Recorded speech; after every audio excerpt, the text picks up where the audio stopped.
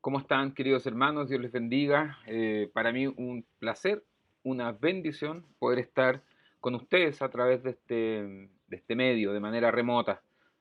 Lamento no poder estar con ustedes de manera presencial, eh, pero espero de tener la oportunidad de hacerlo, de poder conocerles, de poder abrazarles y compartir un tiempo juntos. Y qué mejor, ¿no es cierto?, que hacerlo en torno a la palabra de Dios.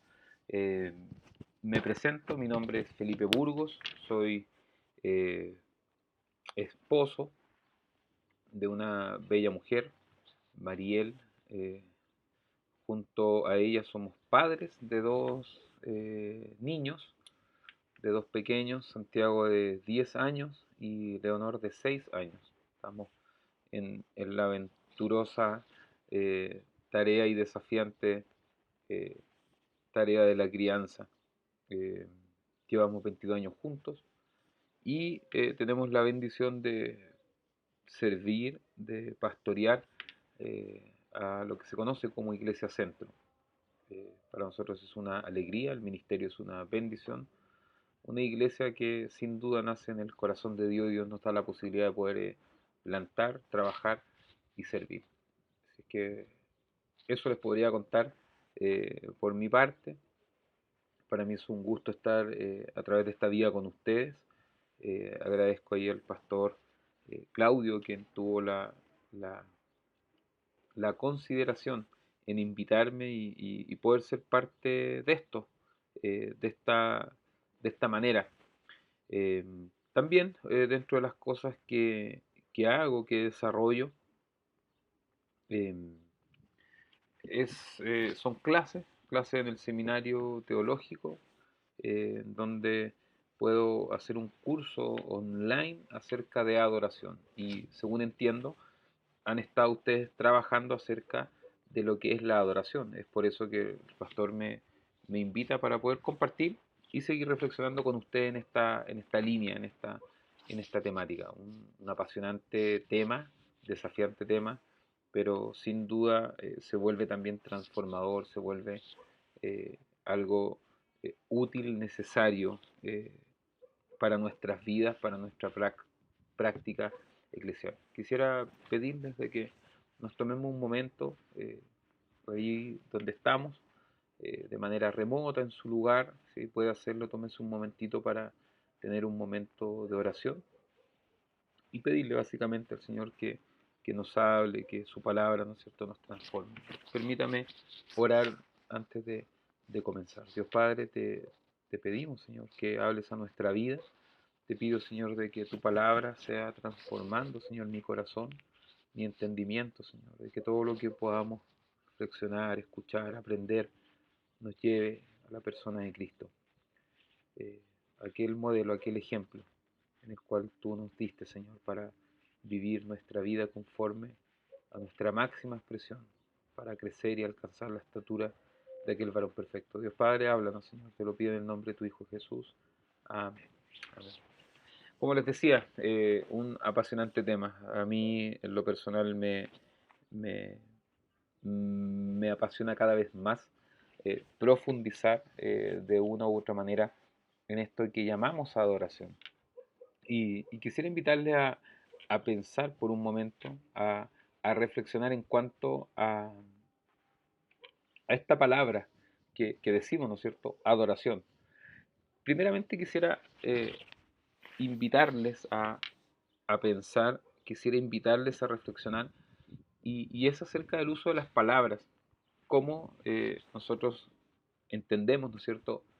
Objetivizamos y necesitamos darle forma, darle sentido, ¿no es cierto?, a aquellos conceptos que a veces se escapan de nuestro sentido, a aquellos conceptos que a veces se escapan de lo que nosotros podemos entender o podemos controlar, por así decir. Hablar de adoración es como hablar de amor. ¿Qué es el amor? Eh, ¿Qué es la gracia? En realidad son conceptos que transitan, por así decir, por, por rieles o caminos que sobrepasan lo que nosotros podemos ver o entender. Por ejemplo, yo puedo decir, no sé, esto es el lápiz, y lo estamos viendo, ¿no es cierto? Sabemos que esto es el lápiz, no es más que esto, sabemos para qué sirve, qué uso le podemos dar, y lo tenemos. Esto es un lápiz. Pero cuando hablamos de adoración, cuando hablamos de amor, cuando hablamos de misericordia, son aquellos conceptos que no podemos objetivizar, no podemos materializar, no podemos reducir, ¿no es cierto?, a esto. Quisiera partir diciéndoles de que luego de esta reflexión, o lo que yo pueda compartir con ustedes, usted no va a quedar experto en adoración, no va a lograr comprender tampoco todo en profundidad lo que realmente decimos cuando decimos adoración, pero sí les quiero invitar a acercarnos, tener una mirada, ¿no es cierto?, reflexiva y contemplativa también acerca de esto que llamamos adoración. Como decía, las palabras en situaciones como estas se nos hacen pocas, nos limitan. Eh, Quien ha estado enamorado, ¿no es cierto?, sabrá de lo que hablo cuando tratamos de, de expresar, ¿no es cierto?, con palabras aquellas cosas que sentimos. Es difícil, las palabras se nos acaban, no encontramos, ¿no es cierto?, las palabras precisas que puedan expresar aquel sentimiento, aquella emoción, no podemos hilar, ¿no es cierto?, la frase. Ahí quizás cuando hacemos el intento surge en nosotros esa beta poética, nos ponemos románticos, lo expresamos a través de canciones, pero también sabemos de que el amor también se expresa a través de acciones, no solamente a modo de emociones, sentimientos, sino que también a través de acciones. Lo mismo acontece en esto que les quiero compartir y que estamos ya hablando, reflexionando acerca de lo que es la adoración. La adoración, como decían, es algo que podemos objetivizar, controlar, definir o entender a totalidad, pero sí podemos adentrarnos cada día a comprender, a entender lo que es adoración. Ahora, ¿cuál es la vía, cuál es la forma, cuál es el medio, ¿no es cierto?, que podemos ocupar para poder experimentar, ¿no es cierto?, para poder vivir nuestra vida en adoración. Y ahí sin duda nos remontamos, ¿no es cierto?, ¿a qué?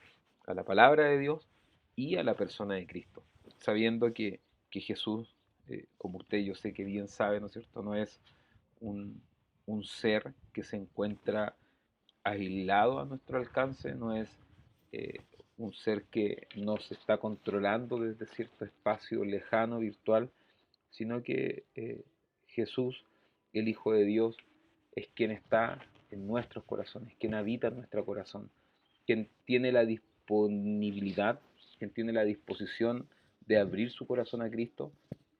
La Biblia, ¿no es cierto?, nos enseña de que Cristo mora en nuestro ser. Siempre que hablo con personas que se resisten a creer, se resisten a abrazar una fe, les digo, mira, eh, Jesús no se puede revelar en el corazón, en la vida de quien cierre decididamente su corazón a Él. Eh, Tú no puedes experimentar, ¿no es cierto?, a Cristo en tu vida si en tu corazón te resistes a abrazarlo, te resistes a siquiera solamente tener la apertura, ¿no es cierto?, a que Cristo entre a tu corazón y comenzar a conocerlo. A través de Cristo nosotros podemos comprender, podemos experimentar lo que es la adoración, lo que es esto que permanece quizá en un plano distante, en un plano inmaterial, pero que también se une, ¿no es cierto?, con lo material, con lo que somos. Encuentra ahí también, ¿no es cierto?, este punto de conexión. Y en realidad esto tiene que ver con muchas de las cosas que hacemos, como siempre hablo, ahí vemos la importancia, ¿no es cierto?, de los gestos, la importancia de lo que podríamos llamar ritos, que son habituales y propios de nuestra humanidad. El abrazarnos es un rito, el darnos la mano es un rito, el besarnos, el, el comer. Hay muchos ritos que tenemos incorporados, ¿no es cierto?, que, que simbolizan, significan un sentido más profundo del simple hecho de hacerlos. Por ejemplo, un abrazo, ¿no es cierto? Quizás lógicamente podemos o racionalmente podemos comprenderlo, entender cómo funciona, cuál es la dinámica del abrazo, quizás evaluar si acaso es realmente necesario, importante el hacerlo, pero también debemos ser conscientes que un abrazo también toca, ¿no es cierto?, alcanza esta otra área que nosotros no podemos controlar. ¿Y cuán significativo es un abrazo?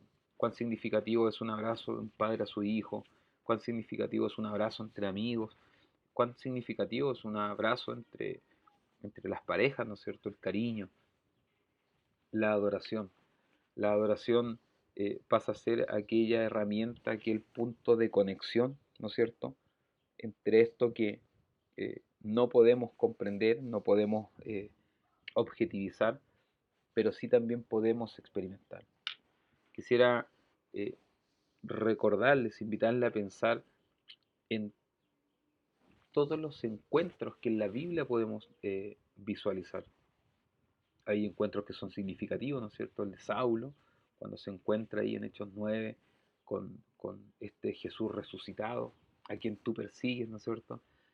Tenemos cada encuentro registrado de los profetas, de Ezequiel, Daniel, los grandes profetas, el encuentro con David, este llamamiento con Abraham, como dice, todos los encuentros que se encuentran en la Biblia nos sirven para comprender un poco acerca de lo que es adoración. Hay un encuentro significativo que más adelante lo voy a hablar y es del profeta Isaías. Ahí yo creo que tenemos una clara imagen, ¿no es cierto?, de lo que eh, podría ser un escenario perfecto para entender qué es la adoración. Adoración en el Antiguo Testamento se describe con una palabra que es Sashah, S-A-S-H, hebreo antiguo, que describe, ¿no es cierto?, lo que nosotros entendemos como adoración. En el Nuevo Testamento, la palabra que se ocupa para describir adoración es proskuneo. Ya es otro idioma, es otro contexto, es griego, no es hebreo. Sachak en el Antiguo Testamento hace mención, hace alusión a postrarse, reverenciarse. Se puede interpretar, se puede eh, definir, ¿no es cierto?, como eso. Sachá es quien se postra. Sachá es quien rinde adoración, en este caso, a una deidad, a algún rey, a cualquier cosa, ¿no es cierto?, que tú te inclines, te postres. Pero aquí pasa algo hermoso, y es que en el Nuevo Testamento la palabra que se ocupa para describir lo que es adoración es proscuneo. Y proscuneo guarda el mismo concepto del Antiguo Testamento que tiene que ver con reverenciarse, con postrarse, ¿cierto?, con adorar, pero se suma un factor que encuentro que es hermoso, un factor que encuentro que es muy significativo y nos cambia, ¿no es cierto?, de manera radical esta perspectiva de lo que ya venimos, ¿no es cierto?, entendiendo que es adoración. Y este factor que se suma es besar la mano de quien se adora. Proscuneo es postrarse, es adorar, pero también denota este factor súper importante que es cercanía, besar la mano de quien adora. Hay algunas traducciones, ¿no es cierto?, que hacen de proscuneo, así como el perro lame la mano de su amo. Mm, Quizás para algunos no tiene nada de lindo esto. Lo que sí tiene de lindo es que tú, para proscuneo, para adorar, necesitas estar cerca de quien adoras. A diferencia del Antiguo Testamento, tú puedes sachá, puedes adorar a distancia. Tú puedes sachá, adorar a una deidad, a una divinidad que se encuentra en algún lugar, en algún espacio virtual, en algún sistema, qué sé yo, o algún rey. Puedes sachá a distancia, pero para proscuneo, para adorar en la concepción del Nuevo Testamento, ¿no es cierto?, después de Cristo, tú necesitas estar cerca de quien adoras. Ahí tenemos ya conceptos que sin duda nos van hablando, nos van mostrando y perfilando el camino para comprender qué es adoración. Habitualmente cuando hablamos de adoración se reduce, se encasilla dentro de lo que es la música.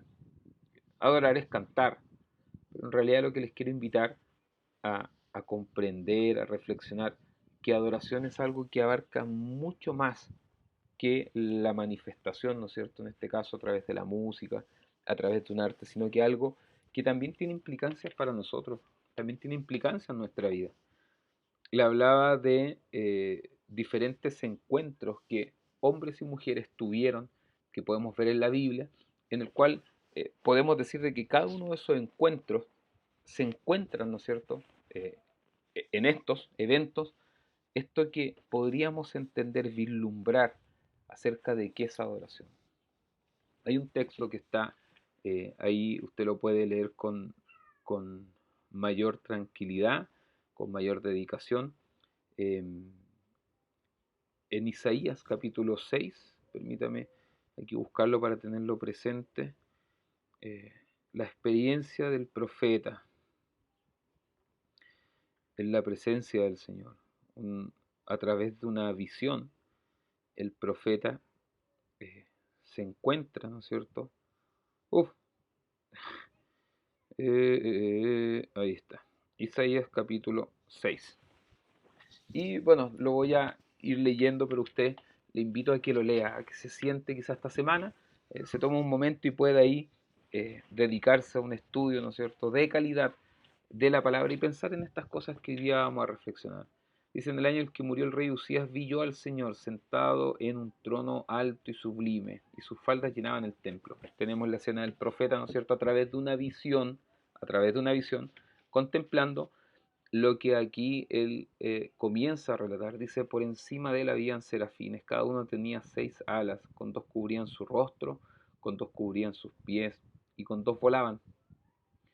Y el uno al otro daban voces diciendo, Santo, Santo, Santo, Jehová de los ejércitos, toda la tierra está llena de tu gloria. Y los quiciales de las puertas se estremecieron con la voz del que clamaba, y la casa se llenó de humo. Entonces dije, ay de mí que soy muerto, porque siendo hombre inmundo de labios y habitando en medio de pueblo que tiene labios inmundos, han visto mis ojos al Rey, Jehová de los ejércitos. Mire lo que pasa aquí, en el verso 6, dice, y voló hacia mí uno de los serafines, teniendo en su mano un carbón encendido, tomado del altar con unas tenazas, y tocando con él sobre mi boca, dijo, he aquí que esto que tocó tus labios, y es quitada tu culpa, y limpió mi pecado. Después oí la voz del Señor que decía, ¿a quién enviaré? ¿Y quién irá por nosotros? Entonces respondí yo, heme aquí, envíame a mí. En esta escena, en esta imagen que podemos ver aquí en Isaías capítulo 6, tenemos al profeta, ¿no es cierto?, en una experiencia, a través de una visión. Si bien nos sitúa, ¿no es cierto?, es interesante porque nos sitúa en un contexto de la historia preciso. En el año en que murió el rey Usías, vi yo al Señor sentado en su trono. Siempre me llaman la atención estos paralelismos, estos contrastes que podemos ver, ¿no es cierto?, en la palabra de Dios. Por una parte, el profeta nos sitúa en un contexto histórico, ¿no es cierto?, preciso, en un año, en un tiempo de la historia determinado, pero luego comienza a relatar algo que él en visión experimenta con el Señor. Y aquí hay muchas imágenes, mucha simbología que nosotros podemos reflexionar para entender, ¿no es cierto?, qué es adoración. Habla de los serafines, dice que volaban serafines y cada uno tenía 6 alas. Fíjese, cada serafín con 6 alas. Dice que con 2 cubrían su rostro, con 2 cubrían sus pies y con 2 volaban.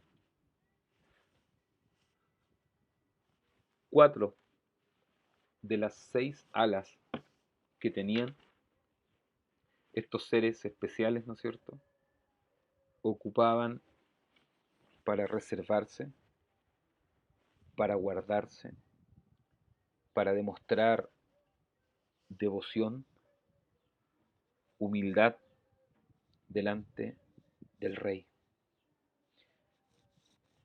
Esto me bendice porque digo, wow, cómo estos seres tan especiales, cómo estos seres divinos, ¿no es cierto?, que se encuentran en la misma presencia del Señor, que están con Él día a día, que tienen la facilidad, la facultad de poder estar en el trono del Señor Dios mismo, de todas las capacidades que tienen, de todas las herramientas que tienen, de todo lo que podrían hacer.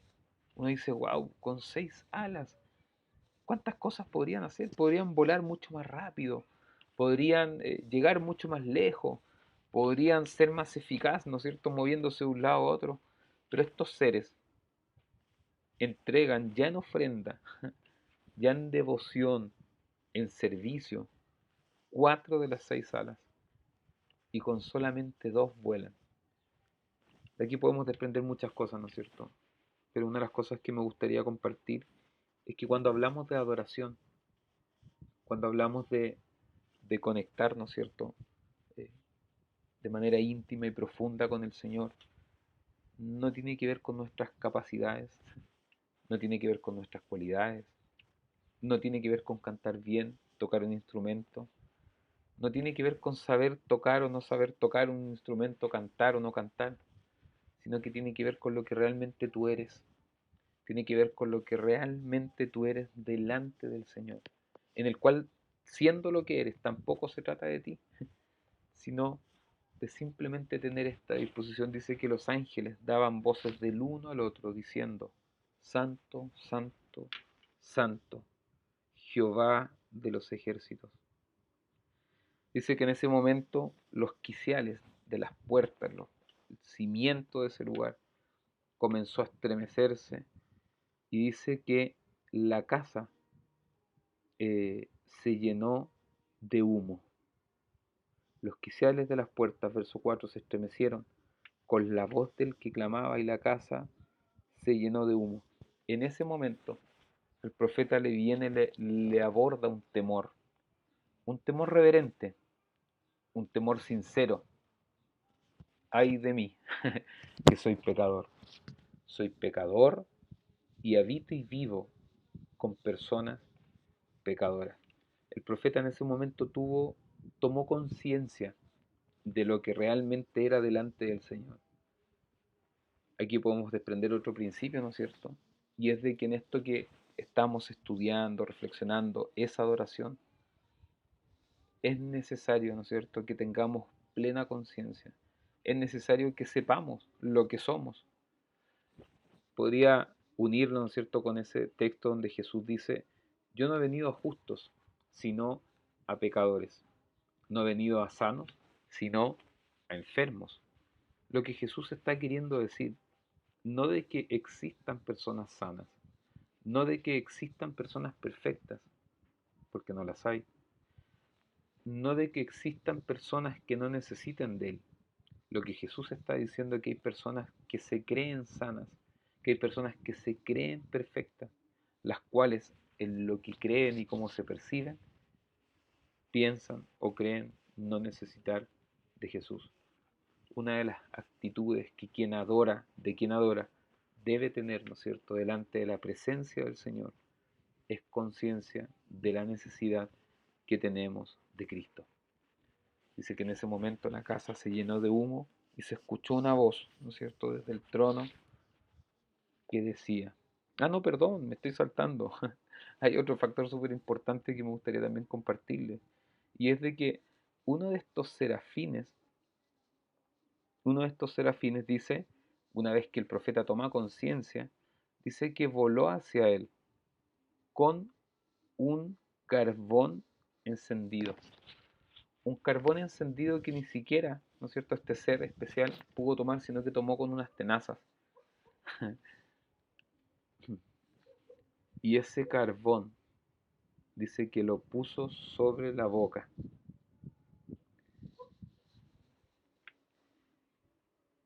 Esta escena eh, me bendice, me ministra, y es de que habla de un sentido específico, habla de un sentido especial, de un trato de Dios específico. Ni siquiera el ángel pudo tomar con sus manos. Miren, estamos hablando de seres especiales, de seres divinos, de ángeles, ¿no es cierto?, Pero ni siquiera este ángel pudo tomar el carbón con sus propias manos. Ni siquiera este ángel pudo tomar este carbón con sus propias alas. No tenía las capacidades quizás para poder hacerlo. Dice que lo toma con unas tenazas, con unas pinzas.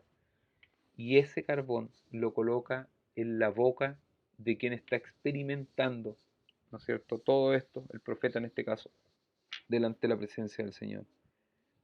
Dice que una vez puesto, ¿no es cierto?, el carbón en su boca, el ángel le dice, este carbón que he puesto en tu boca te ha quitado la culpa y ha perdonado tu pecado. Aquí quisiera poner un pause y invitarte a pensar a que muchas veces nosotros en la vida, cuando nos disponemos a tener, ¿no es cierto?, una relación con el Señor, cuando nos disponemos a abrir nuestro corazón a Cristo, vamos a pasar por procesos, vamos a vivir procesos.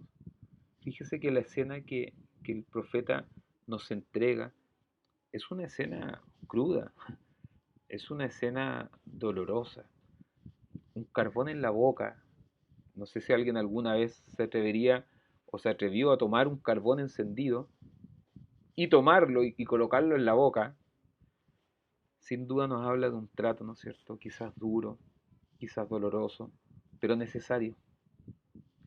No quiero decir de que Dios quiere o goza haciéndote mal o quiere hacerte daño, o es el dolor y el sufrimiento la herramienta que Él quiere usar para tratar tu vida, sino que muchas veces el trato de amor, de misericordia de Dios en nuestra vida nos causa dolor.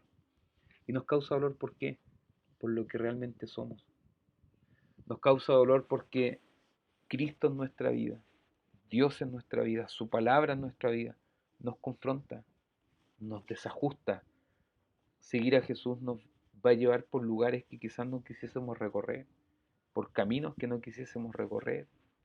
Muchas veces nos va a entrar el camino del perdón, muchas veces nos va a adentrar al camino de la misericordia, al camino del amor, caminos que en sí no son tortuosos, pero para nosotros se transforman dolorosos, porque muchas veces nos resistimos a ser tratados por el Señor. Dios trabaja, trata nuestras vidas. No sé lo que cada uno de los que aquí está escuchando esta reflexión pueda estar viviendo, pero déjame decirte que si tú has dispuesto tu corazón a tener una relación profunda y sincera con el Señor, a ser un adorador en espíritu y en verdad, Dios va a tratar tu vida. Quizás muchas veces te va a parecer un trato duro, un trato fuerte, pero déjame decirte que su gracia y su misericordia sobreabundan y sobrepasan, ¿no es cierto?, el trato que para nosotros pueda significar este trato de Dios.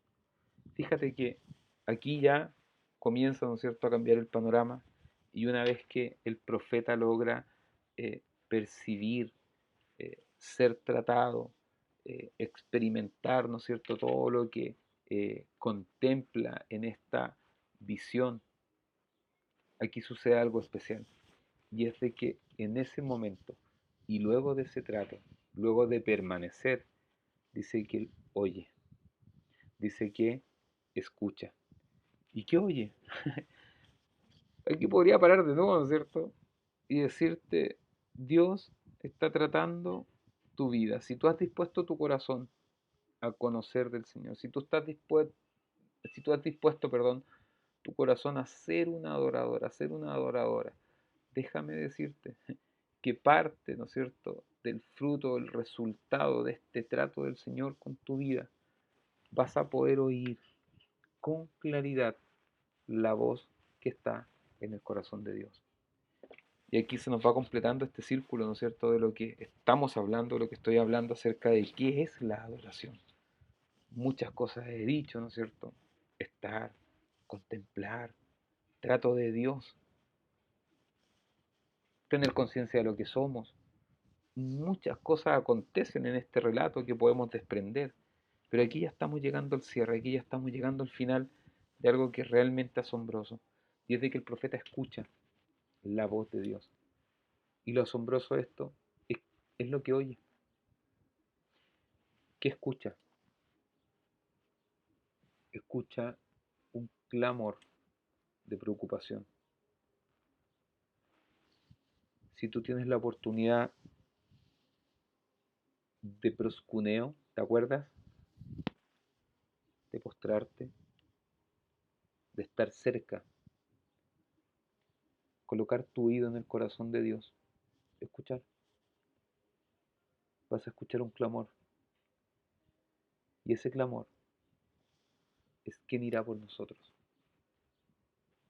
¿A quién enviaré? Aquí estamos al borde, al borde, ahí al límite de un paso muy importante y crucial para entender lo que es la adoración. ¿Y sabes qué es? La respuesta. La respuesta de quien adora. La respuesta a este clamor. La respuesta a este deseo que está en el corazón de Dios. La respuesta del profeta al oír ese clamor es: heme aquí, envíame a mí. Mira, aquí se cierra este círculo. Aquí es colocada lo que podríamos decir en buen chileno, la guinda de la torta. El encuentro, la experiencia, el trato, el oír, el asombro, muchas cosas. Pero para que este círculo se cierre y podamos decir eso es adoración, él es un adorador, ella es una adoradora,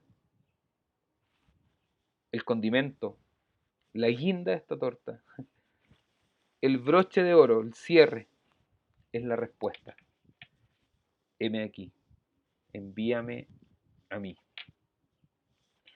Es esa respuesta en cada uno de nosotros, en nuestra vida, no en un evento, sino que en una constante, a una necesidad constante, al pobre, al débil, al extranjero, al niño, a la viuda. ¿Quién irá? ¿A quién enviaré? Es el constante clamor que podemos oír en boca y corazón de Dios, porque Dios busca adoradores que le adoren en espíritu y en verdad. Muchas cosas más podríamos seguir hablando, muchas cosas podríamos seguir compartiendo, pero quisiera dejarlo hasta ahí y invitarte a pensar si acaso estás conectando, ¿no es cierto?, con esto que está aconteciendo.